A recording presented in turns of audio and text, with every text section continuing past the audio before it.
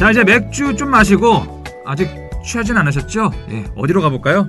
네, 삿포로를 그 여행을 하다 보면 그 일본 본토와는 다르게 좀 이렇게 유난히 유럽풍의 그런 건물들이 이렇게 그 많이 보입니다. 유럽풍이요? 예, 유럽풍의 이런 게 많이 보이는데 그게 왜냐 그러면 그 저 남단의 항구 도시인 그 하코다테, 야경으로 유명한 하코다테라는 도시가 있는데 이 하코다테가 이제 개항이 일찍 됐습니다. 거의 나가사키하고 비슷한 그런 시기에 개항이 됐는데 이때 개항이 되면서 서양의 문물이 빠르게 이제 스며들었다라는 것이죠. 외국인들도 많이 오고 그러다 보니까 이제 나가사키 못지않게 요 삿포로에도 유럽식 건물이 굉장히 많습니다. 그 중에 하나가 바로 이제 홋카이도청 구본청사가 그 중에 하나죠. 구면 지금은 안 사용하는 거죠? 그렇죠. 구자가 붙은 것은 다 이유가 있죠. 구본청사는 지금 사용은 되지가 않고요. 요것이 이제 그 숫자도 참 이쁩니다. 1888년. 1888. 예, 1888년에 여기 이제 네오바로크 건축 양식인데 무려 일본 사람들이 이제 모든 것을 오래 쓰거든요. 무려 80년 동안 홋카이도의 도청으로 사용이 되다가 이제 다른 데로 이사를 갔고요. 그래서 이제 이 구본청사가 이제 250만 개의 빨간 벽돌로 지어졌습니다. 빨간 거 많이 쓰네. 이 빨간 거 많이 씁니다. 그래서 이것을 아까랭가라고 하는데 이제 아까이가 이제 빨간색이죠. 아까 효용사인데요. 그 랭가라고 하는 것이 이제 벽돌입니다. 그래서 아까랭가, 이 붉은 벽돌이다. 아까랭가라는 그 애칭으로 이렇게 불리는데 삿포로의 그 상징적인 그런 건물이라고 할 수가 있습니다. 네오 바로크라고 하셨는데 바로크는 어떤 양식이에요? 네, 좋은 굉장히 수준 높은 질문이라고 생각을 합니다. 점점 이제 그 JJ의 내공이 계속 칭찬을 안 할래야 안 할 수가 없는데 너무 띄워주시지 마세요. 잘 모릅니다. 예. 네, 그래서 지금 저는 성장하는 모습을 제가 계속 보고 있어요. 지척의 거리에서. 그래서 우리가 그 헬싱키 편과 그 부다페스트 편에서 고딕 양식과 르네상스 양식을 저희가 조금 이야기하지 않았겠습니까? 그래서 고딕 양식은 신의 세계고 르네상스 양식은 인간의 세계다라고 말씀을 드렸지 않습니까? 기억합니다. 예. 그래서 인간의 세계라고 하는 것, 르네상스라고 하는 것은 이성을 말합니다. 인텔리전스. 인간의 이성을 이렇게 표방하는 것이죠. 근데 또 너무 이성하다 보니까 사람들이 좀 피곤해지기 시작한 거예요. 너무 이성 논리 하다 보니까 네. 신의 세계는 아니지만 좀 이렇게 너무 인텔리전스라는 말이 좀 약간 이렇게 이제 시들해진 겁니다. 그래서 바로크 양식은 뭐냐 그러면 바로 열정입니다. 감성이에요. 예. 열정을 의미합니다. 바로크라고 하는 것이. 바로크라는 말의 뜻이 뭐냐 그러면 불규칙하게 생긴 진주를 말해요. 불규칙하게 생긴 진주. 진주가 그러니까 완전히 동그란 구체가 아니라 약간 불규칙하게 생겼다라고 하는 것이죠. 그래서 바로크 양식은 뭐냐 그러면 어떤 무슨 매뉴얼을 가지고 법칙을 가지고 여긴 이렇게 만들고 저긴 이렇게 만들고 저긴 뭐 길게 만들고 돔을 세우고 이런 것이 아니라 전적으로 그 건축가의 눈높이, 그 건축가의 그 건축가의 감성에 따라서 독창적으로 만들어진 것들. 그러니까 뭐 선도 있고 곡선도 있고 직선도 있고 이런 것들이 바로크 양식입니다.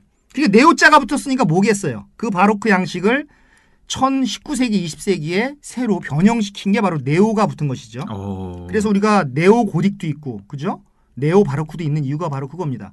그래서 이제 나중에 또 우리가 로코코에 대해서 말씀을 뭐 드리겠지만 지금은 아닌 것 같고 어쨌든 르네상스 양식이 붕괴한 이후에 17세기, 18세기에 그 유럽에서 유행했던 그런 양식이다. 약간 독창적인 양식이다라고 쉽게 말씀드리면 그런 거라고 이해하시면 되겠습니다. 또 저는 브라이언이 이런 거 설명해 주실 때마다 멋있어요. 그때마다 멋있다는 걸 느낍니다. 네, 참 송구스럽습니다. 그리고 또 이런 거 설명하실 때 더 흥분을 하세요. 네, 제가 이런 거 데시벨이 높아지더라고요. 네, 제가 이렇게 데시벨 제가 숫자는 안 보이지만 네. 데시벨이 저는 제 스스로 느낍니다. 제 목이 알아요. 그럼 이 구본청사 들어가면 뭐가 있어요? 이 내부에 이제 이렇게 섹션 바이 섹션으로 이제 문서관도 있고 뭐 이제 그 자료관도 있고 또 이제 아카렌가 북방 영토관이라 그래서 이제 북방 영토에 대한 것들도 이렇게 전시를 해놓고. 또 이제 그 국제 교류를 많이 하다 보니까 이제 홋카이도와 부산이 이제 자매 도시입니다 서로. 네. 그래서 이제 거기 이제 어떤 뭐 그 홋카이도 토산품이 아니고 도산품이 되겠죠. 도산품 전시실도 해놓고 또 이제 기념실도 있는데 제가 보니까 이제 우리나라 어떤 정치인이 오셔서 이렇게 사진 찍어 놓은 것을 이렇게 그 벽에 붙여 놓은 것도 제가 봤거든요. 그러니까 교류가 활발하게 이루어지는 것 같고요. 그래서 이제 문서관에 이제 들어가시면 이제 홋카이도의 역사와 그런 뭐 문화를 느낄 수 있는 이런 자료들이 각종 자료들이 보관이 돼 있고 또 이제 그 아까렌가 북방 영토관 같은데 이런 데 들어가면 이 북방 영토를 어떻게 이제 본토 사람들이 어떻게 그 개발을 했는가 개척을 했는가 좀 아이누족 측면에서는 좀 슬픈 면이 없잖아 있는데 뭐 그런 것들도 다양한 자료 포스터 이런 것들도 전시를 해놓고 또 여러 가지 이제 그 특산물들 홋카이도의 특산물들 뭐 이런 것들을 이렇게 홍보하는 그런 것도 있어서 뭐 굉장히 이채롭고 다채롭습니다. 한번 엄청 꼭. 많네. 네. 그러면 뭐 그야말로 홋카이도 박물관이네요, 여기가. 그렇습니다. 뭐 박물관 수준입니다. 아주 뭐 이렇게 꽉 차 있습니다. 예. 주변은요? 주변은 그 연못하고 조경의 나라 아니겠습니까 일본이 그래서 연못하고 정원이 굉장히 깔끔하게 이렇게 정리되어 있고 이 포플러 나무 우리나라로 이 포플러 나무를 뭐라 그러죠 미류나무라고 하나요 미류나무 포플러 나무라고 합시다 포플러 나무가 미류나무인 걸로 제가 알고 있는데요 그 포플러 나무하고 이제 은행나무가 이렇게 그 꾸며진 정원이 있는데 여기가 이제 그 삿포로 시민들과 또 이제 여행객들의 쉼터 역할을 합니다. 좀 발바닥이 아플 때 네. 여기 들어가서 이렇게 쉬시면 되고 또 가장 중요한 거 입장료가 무료입니다. 감동을 받으셨겠네요. 예, 감동을 받을 수밖에 없습니다. 네. 삿포로는 그야말로 착한 관광지가 많은 것 같습니다. 네. 그럼 다음으로 보여주실 착한 관광지 어디입니까? 아, 저는 꼭 여기를 가보라고 제가 추천을 드리는데 네. 바로 그 홋카이도 대학교입니다. 대학교. 네. 전에 방콕 편에서도 네. 대학교 얘기하셨잖아요. 그렇습니다. 대학교 이름이 네, 타마사 대학. 타마사. 네. 그 이유가 있나요? 이렇게 대학을 가시는 이유가? 네, 저는 그 한 도시의 그 대학을 가보는 이유가 그 외국 사람들이 우리나라에 와서 뭐 고려대학교에 가서 보는지 연세대학교에 가서 보는지 그건 잘 모르겠습니다만은 그 한 도시에서 대학을 가보는 이유는 그곳이 바로 그 국가의 어떤 미래 또 도시의 미래가 있기 때문이고 또 학생들이 그 학구열 넘치는 표정 이런 걸 보면서 진짜 그 밝은 미래를 그 제가 가늠할 수 있었거든요. 또 에너지를 또 충전받을 수가 있고요. 젊은 기를 받을 수가 있고 해서 네. 저는 그 대학교를 꼭 저는 이렇게 한 번쯤은 가보는 것을 이렇게 제가 추천을 드리는데 그 이 홋카이도 대학교는 또 볼 것도 많고요. 아니 학구열 넘치는 표정을 또 좋아하신다는데 전 대학교 때 놀러만 다녀가지고 반성을 하게 됩니다. 학구열은 표정에서 1도 볼 수가 없었어요. 아니 볼 게 많다고 하셨는데 홋카이도 대학교에서 뭘 보면 되는데요? 네, 참고로 말씀을 드리면 홋카이도 대학은 일본의 그 5대 명문 대학교 중 하나고요. 네. 역사도 굉장히 깁니다. 이게 1876년 7월에 이렇게 그 설립이 됐습니다. 그 처음에는 그 삿포로 농업학교로 시작을 했지만 그게 이제 삿포로 농업학교가 후에 이제 홋카이도 대학에 이제 그 전신이 된 것이죠. 예. 역사도 굉장히 길고 그 여기서 한 가지 제가 말씀드리고 싶은 게 그 JJ 이런 말 아시죠? 이게 어떤 사람은 속담이라고 알고 있는데 속담이 아닙니다. Boys be ambitious. Boys be ambitious. 이 말 들어보셨나요? 네, 소년이여 꿈 야망을 가져라. 그렇습니다. 이런 거잖아요. 너무너무 유명한 것인데 이 문구가 바로 홋카이도 대학교의 그 당시로서는 뭐 홋카이도 농업학교가 됐겠죠. 홋카이도 대학교의 교훈입니다. 아 이게 여기서 시작된 말이었어요? 그렇습니다. 이게 아마 전 세계에서 가장 유명한 그 교훈일 것 같은데 이제 처음에는 이제 그 24명으로 시작한 이 농업학교가 저 시골 학교였구나. 네, 지금은 뭐 이제 19,000명이 넘는 19,000명이 넘는 그 종합학교로 발돋움했고요. 홋카이도답게 이 낙농업 또 이 농업 분야는 일본에서 최고의 권위를 인정받는 그런 학교입니다. 아니 그 보이스 비 앰비셔스는 누가 만들어낸 말인데요? 네, 이 말은 그 정말 유명하신 분인데 그 미국의 매사추세츠 대학이라고 있습니다. 굉장히 유명한 대학인데 매사추세츠 대학의 농과 대학장을 지내신 그 윌리엄 클라크 박사라는 분이 있어요. 윌리엄 클라크 박사라는 분이 있는데 윌리엄 클라크 박사를 홋카이도 정부가 홋카이도 그 도청이 이렇게 초빙을 한 것이죠. 어떻게 보면 일본 정부가 초청을 한 게 되겠죠. 일본 정부가 초청을 해서 미국의 선진적인 농업 기술을 우리가 지금 뭐 홋카이도 막 개발을 하려고 하는데 와서 전수를 해달라라고 해서 이제 이분을 총장으로 모셨습니다. 이분을 총장으로 모셔서 이제 그 학교 운영을 맡겼는데 이분이 여기서 이제 그 유명한 Boys be ambitious. 보이스 비 앰비셔스를 교훈으로 이렇게 쓴 것이죠. 이 대단한 어떤 역사적인 일입니다. 이 박사님이 시간 약속도 되게 잘 지키신다고 하더라고요. 아, 클라크 그렇습니까? 여기 시계 박사님. 여기서 또 지난번에 나왔던 또 그 굉장히 고품격 개그를 그렇죠. 네, 고품격이라서 네. 청취자분들이 다 고품격이시기 때문에 네. 다 이해하실 겁니다. 네, 클럭, 네. 클락. 네. 네. 여기서 볼거리가 그럼 뭐죠? 이 그 홋카이도 대학은 정말 우리가 생각하는 그 낭만적인 대학 캠퍼스의 전형이라고 그 보시면 됩니다. 낭만적인 대학 캠퍼스가 뭐겠습니까? 그 넓은 잔디밭 그리고 울창한 나무 이런 것들이 있는 우리가 흔히 뭐 달력에서 봤던 그런 거 아니겠습니까? 다들 웃고 있고 아, 그렇죠. 다들 웃고 있고 잔디밭에 앉아서 토론하고 있고요. 책 네. 보고 있고요. 동그랗게 앉아서 그렇습니다. 난 왜 안 그랬을까? 네. 근데 여기서 가셔서 하시면 됩니다. 여기서 홋카이도 대학에 가셔서 네. 한번 넓은 잔디밭에 앉아 보시면 그 될 것 같고 특히 그 포퓰러 나무가 많은 포퓰러 나무 가로수길이라고 명명된 길이 있어요. 이 길이 있는데 이 길이 바로 이 대학 투어의 그 하이라이트입니다.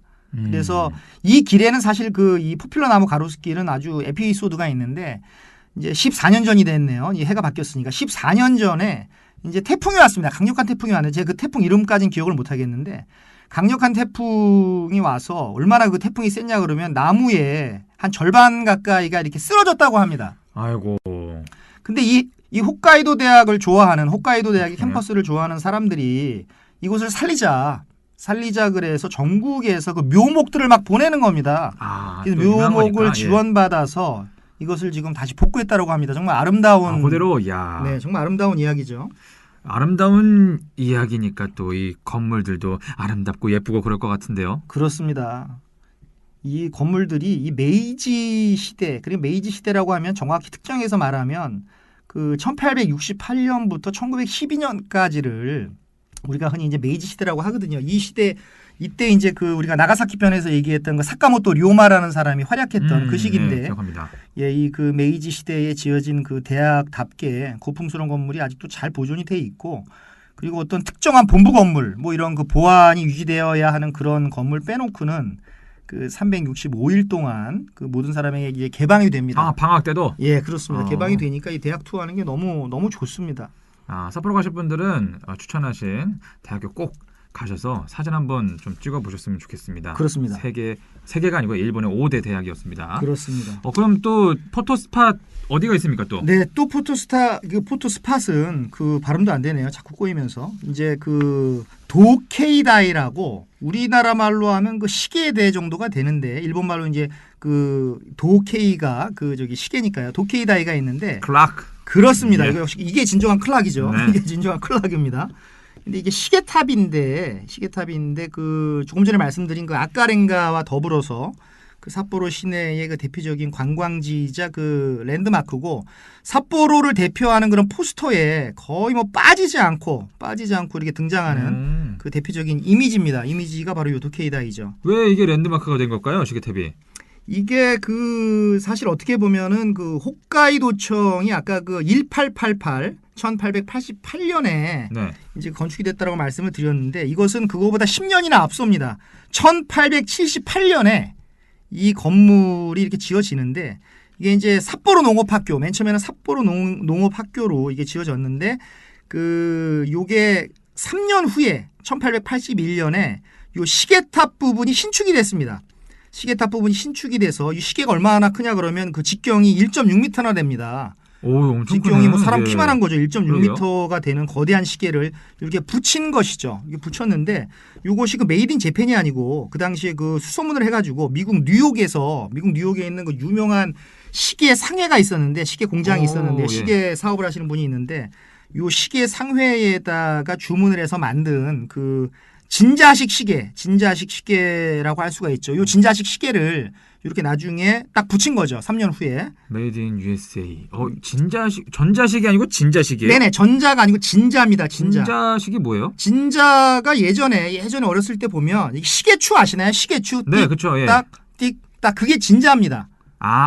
그런 걸 네, 얘기하는 그게 거구나. 진자. 예. 우리 진자 운동이라고 물리 시간에도 배웠는데요. 맞네. 이 진자가 바로 그겁니다. 전자가 아니고 진자인데 네. 그게 이제 진자가 추가 이렇게 오른쪽으로 갔다가 왼쪽으로 갔다가 오른쪽으로 갔다가 왼쪽으로 갔다가 하면서 그 이제 그 시계가 돌아가는 것이죠. 그게 진자식인데 요 진자식 시계라고 하는 것이 얼마나 이게 중요하냐 그러면 이게 정밀하냐 그러면 건물 자체가 완전하게 수평이 이루어지지 않거나 아니면 무슨 약간 왜곡이 생겨서 건물이 약간 뭐 지진 같은 것 때문에 왜곡이 생길 수 있지 않습니까? 그렇죠. 왜곡이 생기면은 이게 시간이 안 맞는다라고 합니다. 원래 그 진자식 시계가 그래요. 그래서 어렸을 때 저도 기억이 나는데 이 벽에다가 이렇게 딱 붙여놓고 이 시계를 이렇게 정확하게 맞췄던 기억이 납니다. 조금만 이렇게 약간 왼쪽으로 쳐지거나 오른쪽으로 쳐지면 시계가 안 맞으니까요. 점점 차이가 나는구나. 그렇습니다. 그런데 이게 그 시계가 지금 130년 동안 지금 130년이 넘죠. 130년 동안 지금도 정확하게 시간을 맞추고 있다라고 하니까 얼마나 정확한지 뭐 감이 오시나요? 지진도 좀 나잖아요, 일본이면. 그렇습니다. 그런데도 버텨내고 그리고 네. 정확하게 아직도 맞는 거 보면 130년 전에 건축을 되게 잘했나 봐요. 그렇습니다. 정말 그 잘했던 것 같고요. 관리도 잘하는 것 같고. 예, 관리도 잘했던 것 같고요. 내진 설계가 돼 있던 걸로 같고 돼 있었던 걸로 그 저기 추정이 되고요. 네. 이 시계탑은 그래서 이제 일본의 그 중요 문화재입니다. 이게 이미 문화재고요. 문화재로 지정이 돼 있고 그래서 특별 관리를 받고 있고요. 이게 재밌는 게 매시 정각에 종이 울립니다. 종소리를 듣는데 이제 1시에 가면은 어떻게 되겠어요? 1시에 가면 이제 종소리 땡 하고 끝나는 거죠. 그러니까 10시 이후에 가면 10시 이후에 가면 예. 뭐 10번에서 11번, 12번까지 이제 종소리를 들을 수 있죠. 그러니까 한두 시에 가시는 것보다 내가 종소리를 듣고 싶다 그러면 한 10시 이후에 가시면 종소리를 들을 수가 있는데 어느 정도 크기예요? 지금은 이제 고층 빌딩이 주변에 맞기 때문에 소리가 이제 제한적으로 들렸지만 예전에 뻥 뚫려 있을 때는 여기서 종소리가 울리면 상당히 큽니다. 저도 들어봤는데 굉장히 웅장하고 큰 소리가 나는데 이게 그 삿포로 시내 그 전역으로 이 시계가 이렇게 소리가 퍼져나갔다고 합니다. 근데 지금도 상당히 큽니다. 엄청 깜짝깜짝 놀라겠네요. 그렇습니다. 그럼 종소리 듣고 시계탑 앞에서 사진 한번 딱 찍었습니다. 네. 그리고 뭐 할까요? 그렇습니다. 이 시계탑 앞에 이제 그 사진을 찍을 수 있는 그 다이가 하나 있는데 대가 하나 있는데 여기는 이제 거기는 무료입니다. 그 사진 포토스팟 자체는 그 무료인데 거기 좀 줄을 서야 되고요. 거기서 너무 유명하니까 좀 줄을 서야 되는데 이제 그 시계탑 안으로 들어가려면 그 200엔을 내고 들어가야 됩니다. 200엔을 내고 들어가야 되는데 안에 뭐가 있어요? 안에 가면 이제 여러 가지 그 시계의 역사라든가 그 여러 가지 시계에 관련된 자료가 전시가 돼 있는데 뭐 요금이 200엔이지 않습니까? 싼 데는 다 이유가 있습니다. 그러니까 이제 그 200엔을 투자를 해서 들어가서 그 자료를 보셔도 되고 아니면 나는 그냥 그 앞에서 사진만 찍는다. 근데 좀 줄을 좀 서야 합니다. 줄을 좀 서서 거기 그 밤에는 사진 찍는 사람들이 많이 있기 때문에 내 앞에 뭐 한 15명, 20명 정도 있는 것은 좀 각오를 하셔야 됩니다. 돈을 아낄 수만 있다면 네. 잠시 기다리고 감동을 받겠습니다. 아, 예. 그 좋은 철학이 있습니다. 그래서 좀 기다리는 것도 좋습니다. 예. 이렇게 사진 명소도 보고 다 했는데 네. 저는 사실 노는 거 좋아하지 않습니까? 네. 그 삿포로는 뭐 핫 플레이스 없어요? 핫플레이스가 있고요. 그 도쿄 신주쿠에 가면은 그 가부키조라고 있고 그리고 후쿠오카에 가면 그 나가스라고 하는 그 활락가가 있는데 예. 이것과 더불어서 그 일본의 3대 활락가로 손꼽히는 뭐 활락가라 그래서 뭐 이상한 게 있는 건 아니고 물론 이상한 것도 있습니다. 이상한 것도 물론 있죠. 일본이니까. 그래서 일본의 3대 활락가로 꼽히는 그 스스키노가 있습니다. 스스키노 상점가라고도 하는데요. 스스키노가 있는데 여기 이 스스키노의 그 홋카이도에서 가장 많은 그 먹을거리, 볼거리, 놀거리가 이렇게 그 모여 있습니다. 드디어 나왔군요. 네. 활락가.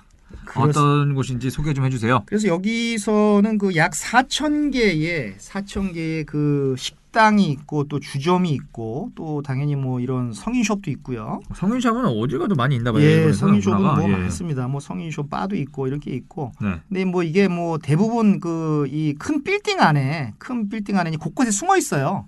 곳곳에 숨어 있으니까 자기 취향에 맞게끔 빌딩 안에 있구나. 예, 그 빌딩 안에 이렇게 들어가서 취향대로 이제 골라서 가시면 되고 네. 또 밤이 되어야만이 낮보다는 활락가기 때문에 밤이 되어야 어떤 그 진면목을 느낄 수 있는 그런 곳이 있는데 또 여기에 요 근처에 그 라면 골목 그 TV에도 나왔었죠. TV에도 나왔던 그 라멘 요코초라 그래서 라멘 요코초라고 하는 라멘 그 골목이 있는데 여기 구석구석 노시다가 구석구석 골목에 가셔서 그 삿포로 라멘의 어떤 본질을 느낄 수 있는 어떤 그런 곳을 한번 찾아가 보셔도 좋을 것 같습니다. 그럼 브라이언만의 라멘 골목 맛집 추천 좀 해주시죠. 저는 그 삿포로에서 그 하루에 이 매일 2끼씩 거의 뭐 제가 뭐 6식 7식을 했는데 그 중에서 많이 드셨네. 예, 그 중에 맥주를 포함해서요. 그 중에서 이제 뭐 근데 항상 뭐 2끼 정도는 그 정도는 이제 뭐 그 라면을 꼭 먹었는데 제가 추천드리는 것은 그 후지야 누들이라고 네. 후지야 미소라멘이라고 그 상점이 있습니다. 그래서 요 상점이 그 미슐랭 그 맛집 그 리스트에 올라가 있습니다.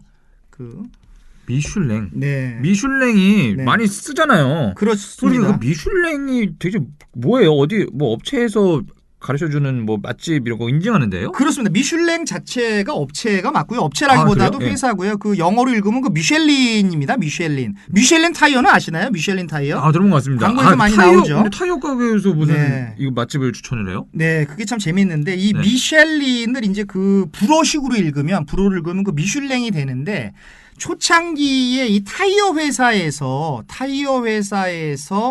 그 회사의 제품을 홍보하다가 곁다리로 우리가 그 뭐 차를 타고 어차피 가야 되니까요. 타이어를 바꿔서 어디 가야 되는데 예. 그리고 예를 들어서 이런 개념이죠. 우리 회사의 타이어로 갈고 그 잘 나가는 그 차의 품질을 이용해서 이곳저곳 놀러 다니면서 맛집 탐방을 해라. 어떤 그런 것들도 포함되어 있지 않나 저는 추정을 합니다. 그래서 곁다리로 이런 맛에 대한 것을 리스트를 하기 시작을 했는데 지금은 어떻게 보면은 이게 세계적인 권위를 가진 어떤 그 레스토랑에 그 점수를 주는 별점을 주는 그 막 별 4개 주고 별 5개 주는 그런 어떤 그 맛집 전문 책자 같은 그런 개념이 된 것이죠. 5개 만점이에요? 네. 그럼 후지야 라멘이 별 몇 개였습니까? 거기는? 저는 미슐랭.